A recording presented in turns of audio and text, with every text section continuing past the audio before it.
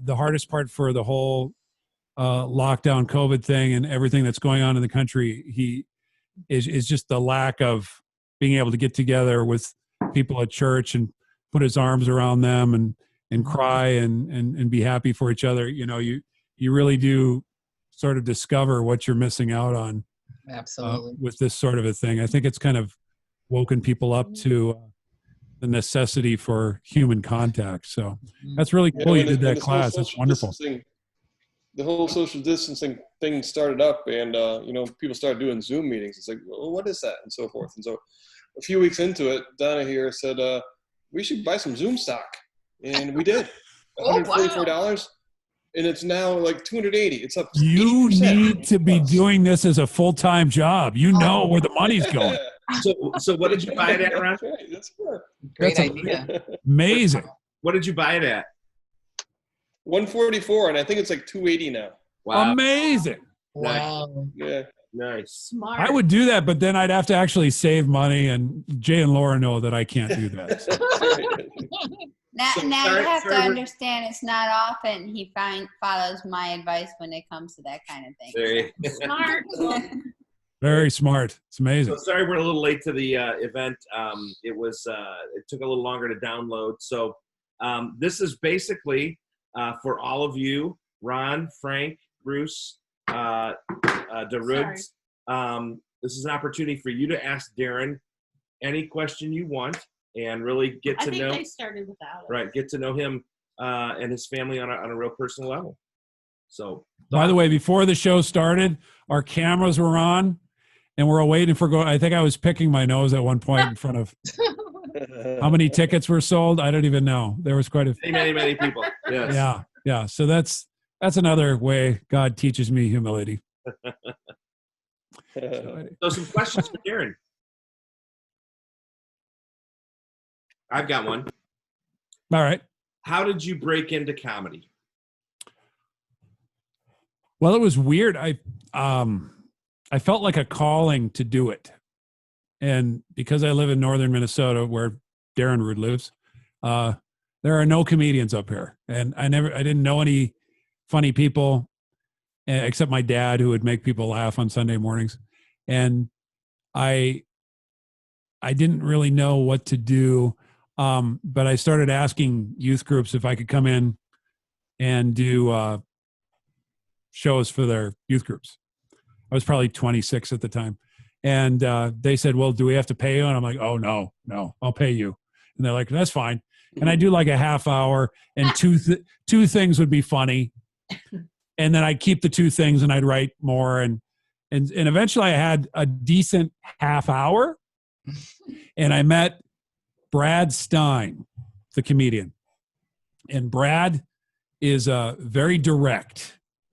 Yes. And he said, you're never going to be as funny as you can be unless you go to comedy clubs. And I had never even been to a bar or anything, let alone a comedy club. And but I took his advice, and I started driving down to Minneapolis, a 2.5 hour drive. And I'd go to the open mic there, and I'd get up for 3 minutes, and I'd do my jokes, and then I get in the car and I drove home. And I did that for 4 years. And that was kind of my education in comedy, is just, you're tensed up that whole way for your 3 minutes of material, and then you're doing it in front of people who don't care about you. And some of it worked, some of it didn't. And all the way home, you're thinking, how do I make this better? And that was kind of my I consider Acme my comedy alma mater. So that's how I got started. And then I met our agent, Tim Grable, and Lenny Sisselman, and so I've been doing this for 20 years. So this has been my job. And so now you're not doing many clubs anymore. You're doing not really. I do like a week a year at the most. But when you have a family, it's kind of hard to be away for a whole week. And the work in churches has kept me pretty busy, and that's a fun audience to be in front of. So. Well, and there you can share, like you did tonight, the truth of you got to keep Christ at the center of your marriage. Yeah, when you do a corporate, they don't necessarily want you to do an altar call. I mean, I've tried it a few times at Intel, and it didn't go as well as I thought it should. But no, it's fun to be able to share your faith freely, and Yep. you know, that's what it's all about. So, yeah. Some questions for Daren. You guys are the VIPs. I'm just answering questions. So give me a VIP question. So I will tell you that. How do you keep from repeating the same joke? Like if you go to the same place, or Excellent question. Excellent question. Because sometimes you have to do 2 shows in a place, right? And I'm good for 2 shows, but sometimes you have to do 3 shows. And if I'm in the middle of a 3rd show, I start to wonder, didn't I do this before? And I start to talk to someone in the front row. Have I said this before? And they think I'm out of my mind. No, you got to keep me on track. Have I done this before? And I just try to talk it out. But sometimes I have to be really careful. I heard about a comedian. This was secondhand. He was watching this comedian perform, and they were 20 minutes. No, they were 40 minutes into their set, and something distracted the comedian, and they went like this, and they went back 20 minutes in their act. 20 minutes, and started doing all of it over again. I mean, it was like the old record players who just skipped back and did 20, and it was so awkward, and it was 20 minutes of that torture. And I'm just paranoid that's going to happen to me sometime. I'm going to do it sometime. And Jay and Laura will probably be there to watch it. So Bill Gilbert, our engineer tonight, our producer, he wants to know if you've got a bit that always kills. You know you can go there and it's going to kill. Well, I'll tell you the one that people complain about if I don't do it live is my bit about when I go to the hot tub, what happens to me. I've been doing that for almost my whole career, and people, that's the one. If you go to the Dry Bar website and watch my Dry Bar special, you can watch me do that bit. It's kind of, I get that's if other comedians make fun of me, they'll repeat that bit back to me. I've been at comedy conventions, and I've seen 3 or 4 people get up and do my bit, and that's as me with my low droning voice, right. Which and is that kind is of the funny. highest form of honor. Yeah, I agree. I just sit there. It's just, I feel loved. Yep. Tim Hawkins up there going, talking like me. Makes me happy. Ken Davis making fun of me. There you go. Yeah, but great. that's kind of the one bit. But I like doing new stuff too. Most of the stuff tonight, all of it's kind of new, just so that no one felt like I had seen this stuff before, except for the ones you asked for. I did those. Right. We've seen a couple of you unmute. Have you got some questions? So yeah, Daren, so tell me, what have you been able to write, other than using your friends as examples and such, but have you been able to write, new bits in comedy, especially during this COVID time? How's that been for you? I have found that this time of reflection and alone time during COVID has been absolutely unhelpful. I've found no inspiration, and I've done hardly any writing during COVID. I've done no projects, and I just sat around my house looking like a mad scientist. You saw my hair. It was sticking out to here, the eyelashes. It was just, I was amazed at how little I got done. And now that things are opening up, I'm starting to write again. But it was just like I went into the doldrums. I couldn't, it was the weirdest thing. And then I got friends like our friend Ken Kinkton. He wrote a book during the, I bet Taylor Mason did this. Taylor Mason is like the hardest working person in the world. He can do 8 different things a day. He used his time well. Ken Davis used his time well. I just stared at the floor. I'm sure Taylor worked out at least twice a day.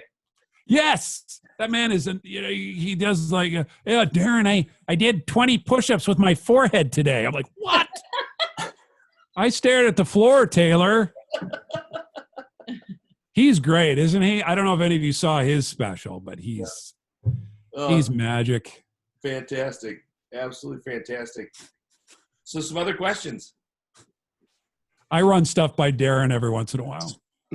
Make him listen to my new stuff. I'm the worst friend ever. I thought he must be a friend, the way he acts. Oh, yes. We're very close. Friend is a relative term. Right, exactly. I pay him to hang out with me. I don't mind.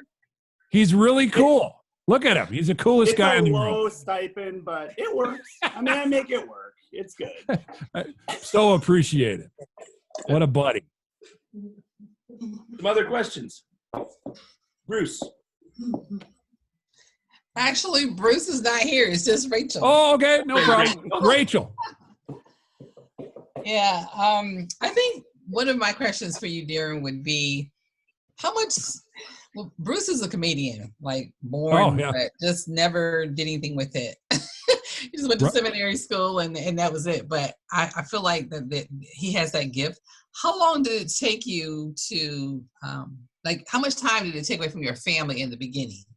Boy, that's a great question. You know, you don't really get booked that often when you first start.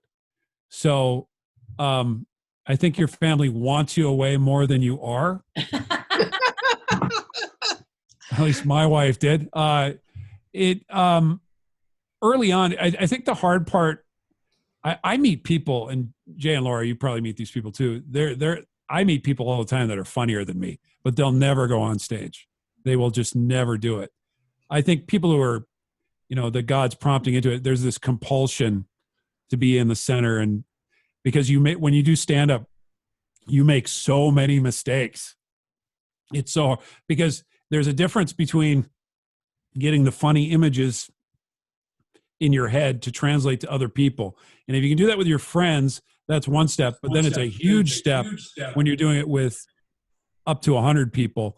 You're trying to find common ground with more people. And that's a lot of trial and error. Yes. And there's no problem with doing that slowly and just taking every opportunity. Like, for example, the Sunday school you were talking about, getting in front of your group and writing a few jokes and just throwing them out there, see what sticks, and then come back and go, okay, this worked and this didn't work. That's totally legit. And using a public platform, maybe not to do it the whole time, but to open up a meeting with or whatever. And then when you eventually build up kind of an act or a group of jokes, then bring it to a talent night or a club or something where you can try it in front of people. It's kind of painful because people really, when you're trying to make them laugh, then they kind of tense up and they don't want to do it. But if you're wired to do it, it's kind of fun, the process of learning it, and it does bring you a lot of neat places. I enjoy being able. I've been to go to Mackinac Island, for example, with Jay and Laura, and you got an event coming up this weekend, right? We do. We head out tomorrow. Yeah, we're heading up tomorrow for our Celebrate Your Marriage conference. Kind of weird. We haven't traveled since March 1st, so it's like, oh my gosh, how do we do this? Yeah, what right. do we do? How do we pack a suitcase? Do we remember? That's great. You're going to be there. That was the first, when I brought my wife to your event there, was the first time I heard her say, "I'm so happy to be married to you, honey." So I thank you too.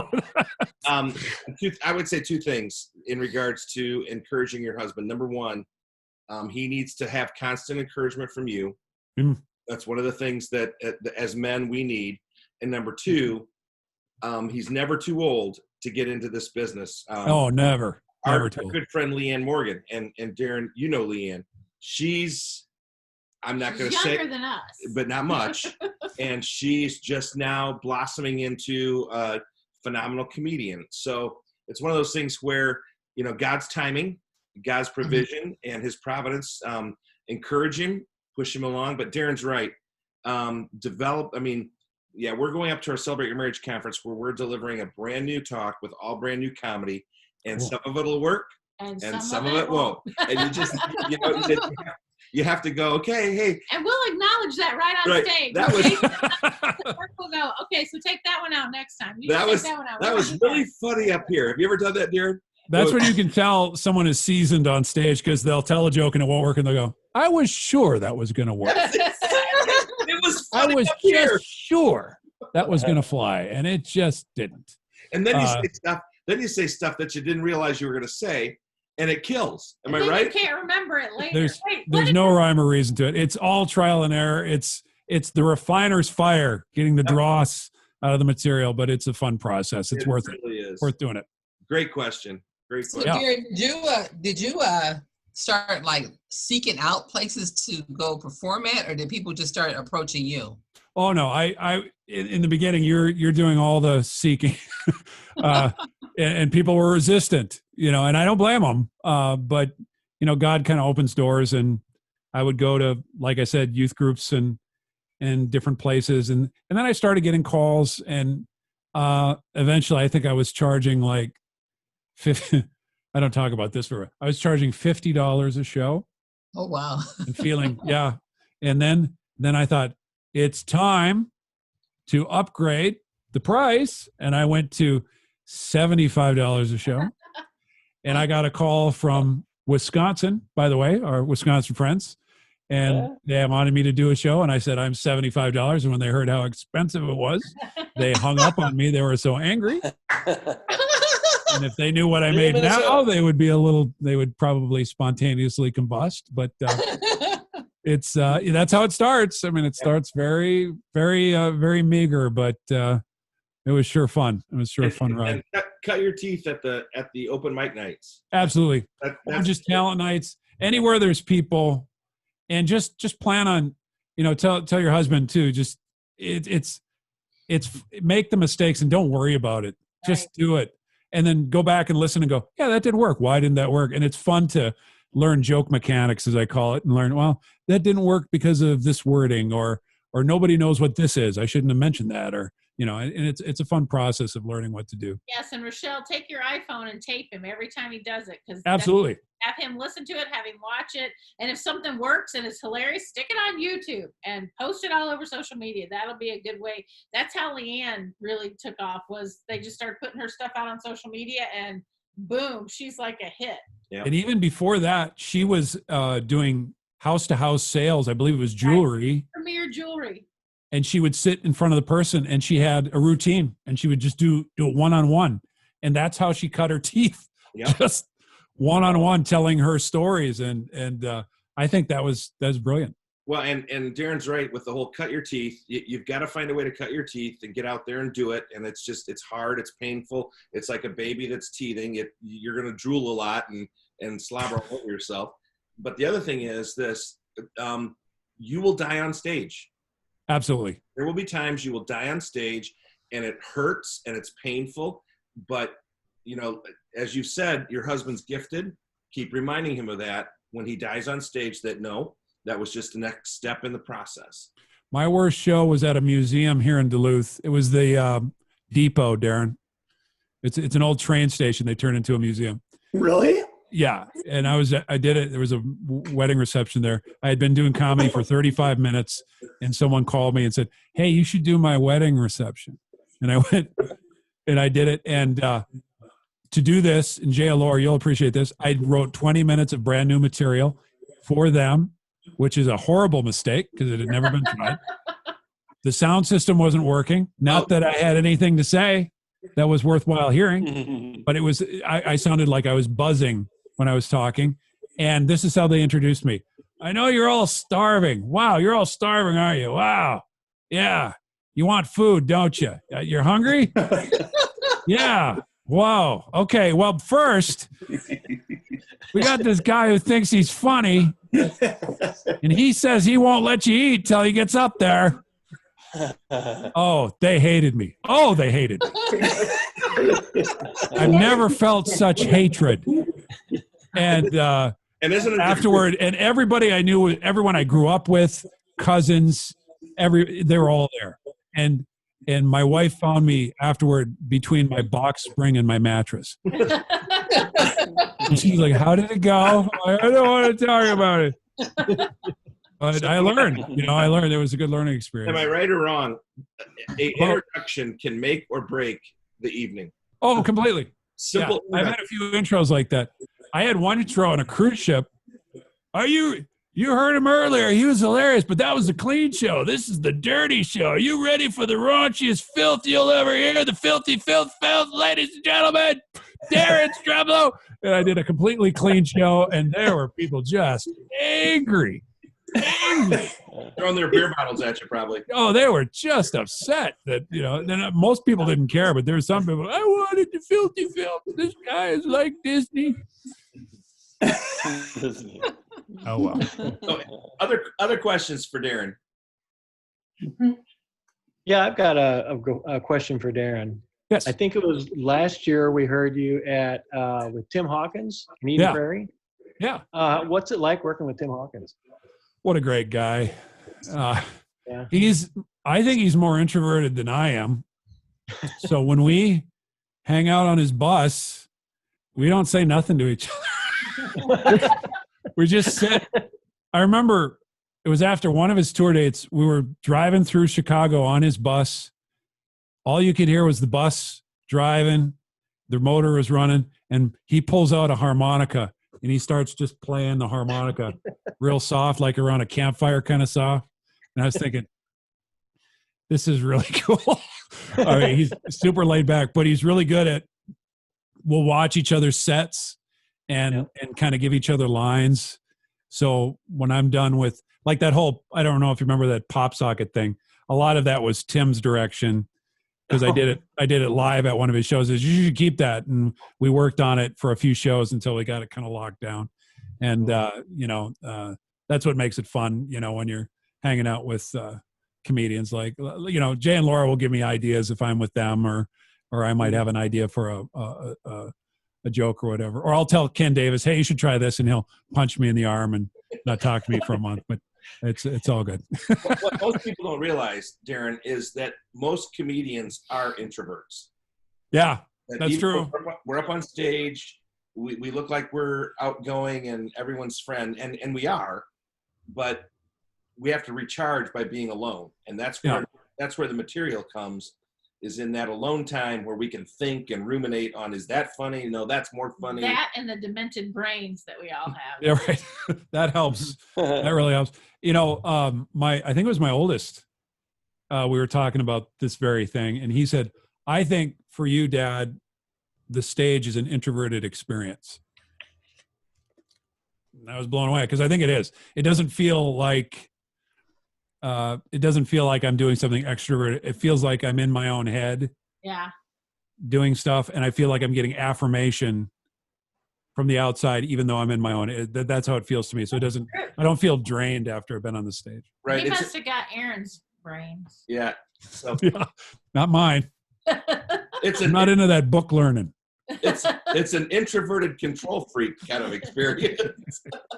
Daren will tell you when we hang out, I just sit there and I don't do nothing. I just stare. Yeah.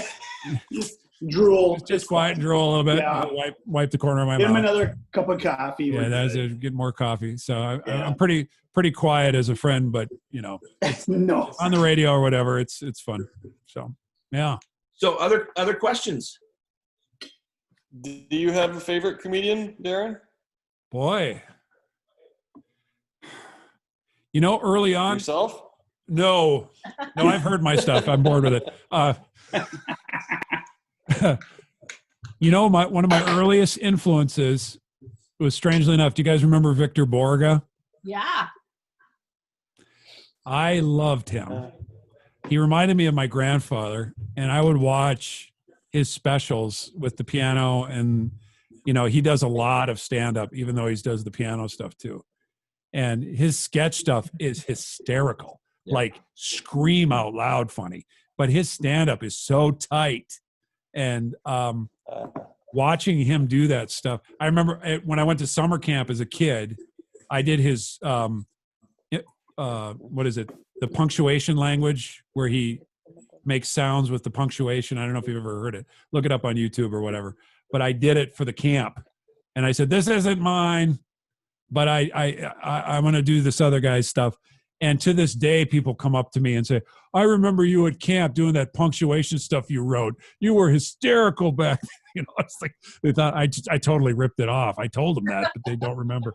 But he was a big influence, actually, and I got to see him live before he died, so that was pretty cool. Brian Regan was a big influence. I got a tape of his when I was a kid, and the way he sells his jokes physically, that was helpful to me. When I did comedy in the early days, I looked like this. I would just look at the floor and talk like Eeyore, and I get razzed. Oh, I got razzed at clubs because they would look at that and go, that's so stupid. You got to look at the audience. Like, no. And then I went to Ken Davis's workshop for Dynamic communication. Yep. And they said, we're not going to let you do that. And I thought they were kidding. And when they would have you get up and they'd stop me on stage. They say, no, look up. They would stop. They would put a stop to it. They'd put the brakes on it. And I would look at the audience and I would just stammer. But after a few days, they broke me of it. So the fact that I'm able to connect with the audience at all, I owe a lot to Ken Davis. But yeah, that's when I don't even remember what the original question was. I'm sorry. I'm in my own little world right now. I'm having an introverted experience. I would say we all owe a lot in the Christian comedy industry. We all owe a lot to Ken Davis. Amen. Amen to that. He's the GOAT. Yep.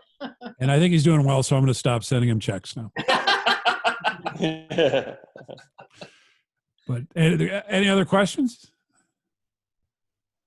You guys sure been sweet hanging on this long. Thank you. Yes, you guys have been great. And Daren, we so appreciate I you. have a question.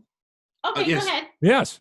So you mentioned earlier that, like your introduction means everything.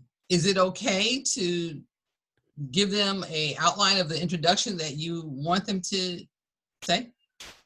Well, that's a good question. Well, Ken would say that when you introduce something, you want to do it in such a way that they don't quite know, and back me up on this, Jay and Laura, if I'm getting this right. You don't exactly, you want to tease what you're going to do, but totally lay out what you're going to do. So you sort of like, when you're setting up a joke, saying like, I went on a blind date once. Now that doesn't sound like an intro, but that's an intro. Yeah, it is. And the question people are asking was, well, how did that turn out? Aren't you married? How does that connect with what you're doing now? And that makes them lean forward in their seat and wonder what's going on. But if I were to say, I'm about to tell you the story of my blind date with my now wife and how it surprised at the end, there are people who do that because they think that's a proper intro. And in fact, a lot of schools teach you that. But it's better to tease and kind of draw people in so they're kind of like, well, what's that all about? Be a little vague and yet give them kind of an idea of where you're going. So that's for your intro, like when they introduce you? Okay. Indeed. Or when they introduce you as a comedian? Yes. Remember how you were saying that your intro was really bad? Well, I'll tell you what. I had Martha Bolton write up. She's a writer. She used to write for Bob Hope, and she's done some book work. I don't know if she's ever worked with you two, LaFoons, but she wrote me an intro or like a bio for my website. And it was beautiful. It's about a 5-minute read. And I would go to shows and they'd have a pile of paper and they'd say, okay, our comedian tonight, Daren Streblow. Daryl. And then they'd start reading. And it would take them 5 minutes to get through it. And by the time they were done, nobody wanted to hear me anymore. Right. So if you look on my website now, it says, if you're introducing Daren, use this intro. And it's only 3 lines long because they don't care. Right. And it gives them something. And that's fixed the problem. Yep. I think I got that from Jeff Allen. Yep. So, yeah, intros are important. Leave them wanting more. Yep. Awesome. Thank you. Thank you. And I hope it goes my well. husband made it. I see that. Sorry to be late. Sorry. That's all right. You had stuff to do. You're out making people laugh, probably. I heard you. That's We great. told your wife what she needs to do, so follow her instructions. We got all sorts of stuff. You're gonna have to tell me how it goes. Keep me posted on your comedy career. We got time for He one more doesn't question. even know that I'm making him have a comedy career. She wants you doing something else other than what you're doing. So prepare yourself. Steel yourself. You're about to have a career change. We got time for one more question. Anybody? All right. Well, Thanks, folks, Daren. Daren, you're Thank awesome. you. Boy, this is sweet. I feel energized and it was really, really fun. So thanks everybody for being here tonight. I just Thanks really for your appreciate it. questions, gang. That Yes, was really Yeah. fun. Great questions. Great questions. Y'all have a great evening and Thank enjoy you. the rest of the summer. All right. You guys Take care, enjoy the everybody. day. Yeah, stay cool. Thank you. Bye.